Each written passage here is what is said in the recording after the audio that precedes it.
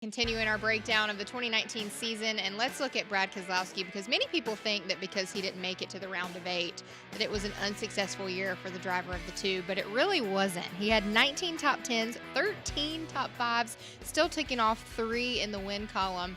He just didn't make it far in the playoffs. Well, he's one adjustment at Kansas away from making that next round.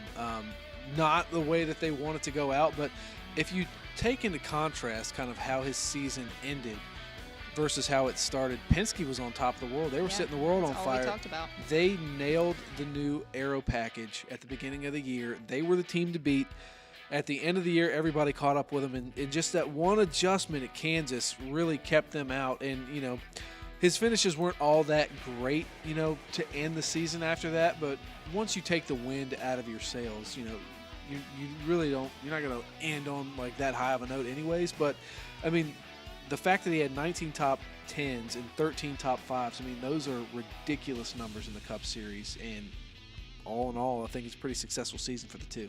So the talk in the championship board this year was that which driver was going to be the first to 2 championships. They were the drivers with the 1 championship, but Brad Keselowski is also part of that group, and he got a little left out. So what can he do to be a part of that Champ 4 talk next year and to maybe get that 2nd championship? You really just got to hold together, you know, late in the playoffs. Do we expect him to make the playoffs in 2020?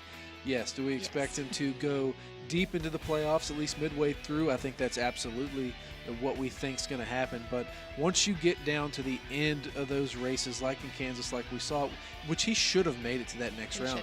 One bad adjustment, I keep saying it, but you know, he's good at Martinsville, he's good at Texas, he's okay at ISM. You're just going to have to put together a solid round of 8, and that's what he's going to have to do next season.